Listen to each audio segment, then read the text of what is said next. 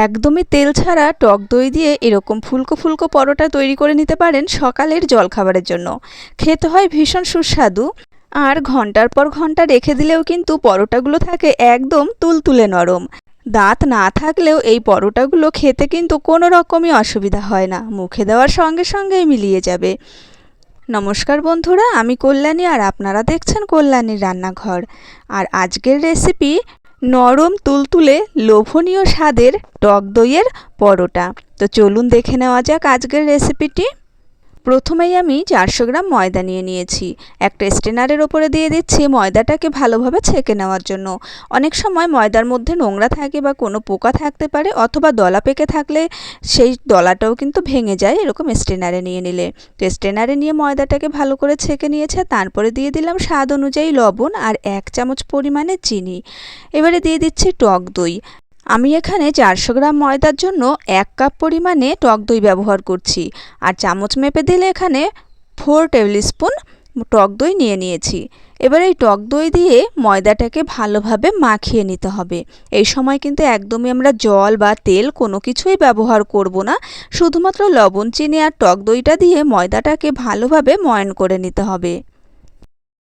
টক দই দিয়ে ময়দাটাকে ভালোভাবে মাখা হয়ে গেলে অল্প অল্প জল দিয়ে একটা ডো তৈরি করে নিতে হবে। একবারে বেশি জল দিয়ে দেবেন না, অল্প অল্প করে জল দিয়ে এই ময়দাটাকে মেখে নেবেন।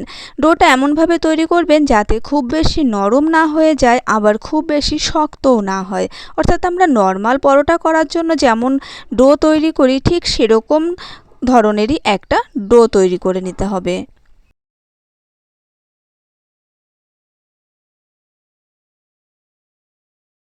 তো দেখুন ময়দাটা কিন্তু বেশ ভালোভাবে মাখা হয়ে গেছে। আর দেখুন আমি আঙুল দিয়ে চেপে দেখিয়ে দিচ্ছি আপনাদের কতটা নরম হয়েছে। খুব বেশি নরম হয়নি, আবার খুব বেশি শক্তও হয়নি। এবারে ঢাকা দিয়ে 15 থেকে 20 মিনিট রেস্টে রেখে দেব। 15 মিনিট মতো বাদে ঢাকনাটা খুলে নিচ্ছি। আর এই সময় কিন্তু চিনিটা গলে গেছে, তাই এই সময়ে ময়দাটা একটু নরম হয়ে যায়। তো আবারও ময়দাটাকে খুব ভালোভাবে মেখে নিতে হবে। ময়দাটা খুব ভালোভাবে মেখে নিয়েছি। এখন ছোট ছোট করে লেচি করে নেব। মিডিয়াম সাইজের করে লেচি কেটে নিতে হবে। খুব বেশি বড় বড় লেচি কাটবেন না, যেহেতু পরোটাটা একটু পাতলা ধরনের তৈরি করব, তাই লেচিগুলো একটু মিডিয়াম সাইজেরই রাখবো।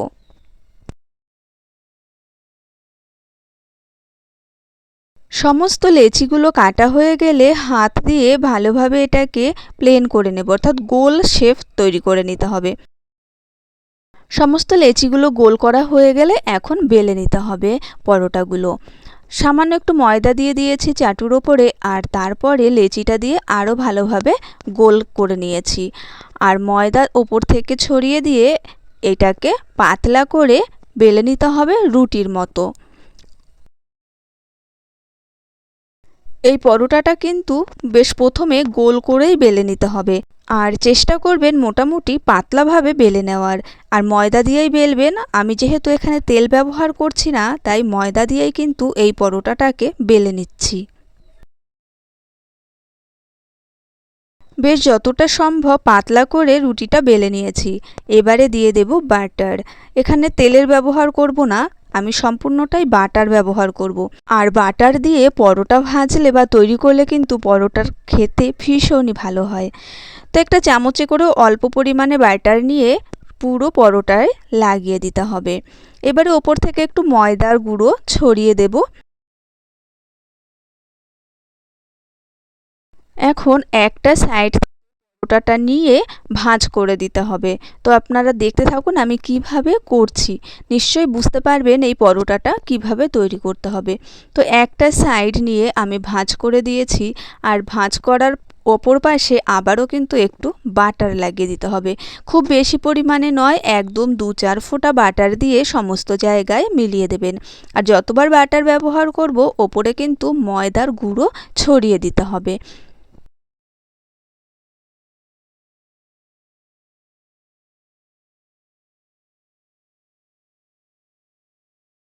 পরোটার ওপরে এরকম বাটার আর ময়দার গুঁড়ো ছড়ালে পরোটার যে লেয়ারগুলো তৈরি হবে সেগুলো একদম সেপারেট থাকে আর ভীষণ পাতলা হয়, খেতেও খুব ভালো লাগে।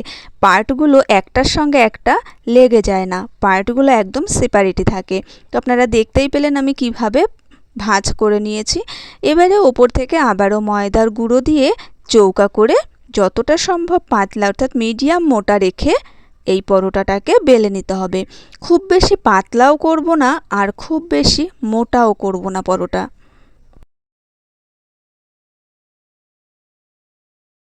আপনারা দেখে নিশ্চয়ই বুঝতে পারছেন যে আমি পরোটাটা কিভাবে বেলে নিচ্ছি। ঠিক এইভাবেই পরোটাটা কিন্তু বেলে নেবেন। তো দেখুন পরোটাটা কিন্তু আমার বেলা কমপ্লিট হয়ে গেছে, খুব মোটাও করিনি আবার একদম পাতলাও করিনি।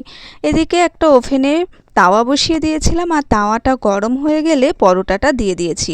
গ্যাসের ফ্লেম কিন্তু রাখবেন অবশ্যই লো টু মিডিয়ামের মাঝামাঝি। আর দেখুন প্রথমবারে এই পাশটা অতটাও লাল হয়নি, কিন্তু অপর পাশটা কিন্তু বেশ ফুলে উঠেছে। আর দেখুন দুবার উল্টানোতেই কেমন ফুলে উঠছে এই পরোটাটা। এই পরোটাটা যদি আপনারা এরকম প্রত্যেকটা টিপস ফলো করে তৈরি করতে পারেন, তাহলে দেখবেন প্রত্যেকটা পরোটা সুন্দর ফুলবে এবং নরম তুলতুলে হবে। অপর পাশটা যখন একটু লালচে আকার ধরবে তখন আবারও পরোটাটাকে উল্টে দিতে হবে। আর এই সময় দেখুন কত সুন্দরভাবে পরোটাটা ফুলে উঠছে। এখন সাইড থেকে দিয়ে দেব সামান্য একটু বাটার। বাটারটা কিন্তু আগে একটু গলিয়ে রাখবেন, তাহলে আপনার ব্যবহার করতে সুবিধা হবে। তবে যদি বাটার ব্যবহার করতে না চান সেক্ষেত্রে আপনারা অবশ্যই রিফাইন অয়েল ব্যবহার করতে পারেন। তবে একটু বাটার দিয়ে যদি পরোটাটা তৈরি করা হয়, পরোটা কিন্তু খেতে হয় ভীষণই সুন্দর। আর আমি খুন্তি দিয়ে একটু চেপে দিয়েছি আর তার জন্য কিন্তু পরোটাটা ভীষণ সুন্দর ফুলে উঠেছে, দেখতে একদম বালিশের মতো লাগছে। তো আপনাদের কি মনে হচ্ছে এই পরোটাটা দেখতে একদম বালিশের মতো হয়েছে না? তো যাই হোক, এবারে কিন্তু পরোটাটা বেশ ভালোভাবে উল্টে পাল্টে ভেজে নিতে হবে চারিদিকে, যাতে কোথাও কাঁচা না থেকে যায়।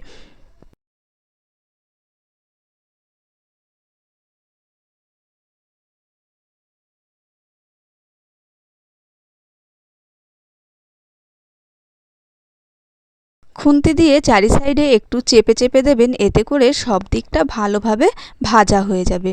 তো দেখুন আমার এই প্রথম পরোটাটা কিন্তু ভাজা হয়ে গেছে, এখন এটাকে নামিয়ে নেব। আর আপনাদের বোঝার সুবিধার জন্য আমি আরও একটা পরোটা তৈরি করে দেখিয়ে দিচ্ছি। প্রথমেই পরোটাটাকে একদম রুটির মতো করে বেলে নিতে হবে, গোল করে পাতলা করে। আর তারপরে ওপরে সামান্য পরিমাণে বাটার দিয়ে পরোটার সব জায়গায় লাগিয়ে ওপর থেকে একটু গুঁড়ো ছড়িয়ে দেব, অর্থাৎ ময়দা ছড়িয়ে দেব। তারপরে ভাঁজ করে পার্ট বাই পার্ট একটু করে বাটার লাগাতে হবে আর একটু করে ময়দা ছড়িয়ে দিতে হবে।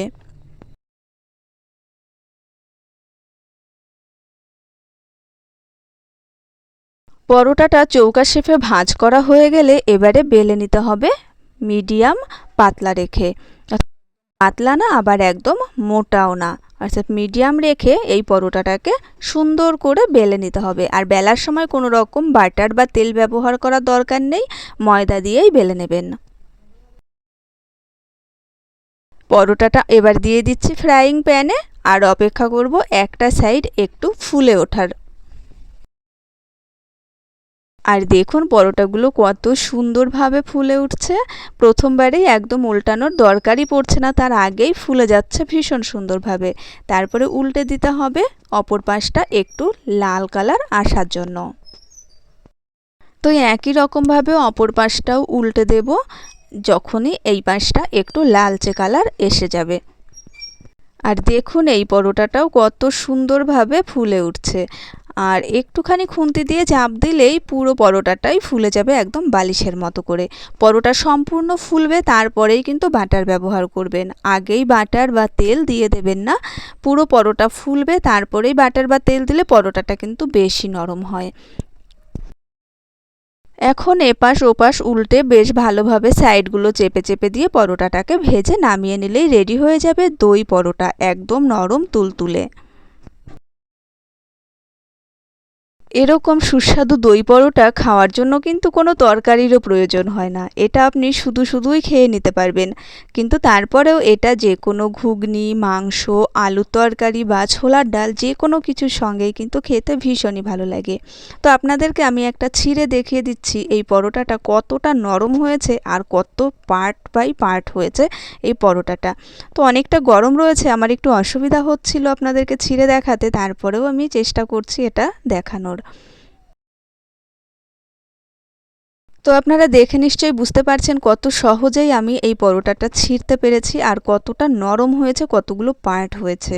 তো আশা করছি এই রেসিপিটি আপনাদের ভালো লেগেছে। ভালো লাগলে চ্যানেলটা সাবস্ক্রাইব করার অনুরোধ রইল। পাশে থাকা বেল আইকন অবশ্যই ক্লিক করে রাখবেন যাতে আমি নতুন রেসিপি শেয়ার করার সঙ্গে সঙ্গে নোটিফিকেশান পেয়ে যান। দেখা হবে পরের রেসিপির সঙ্গে, সেই পর্যন্ত ভালো থাকবেন।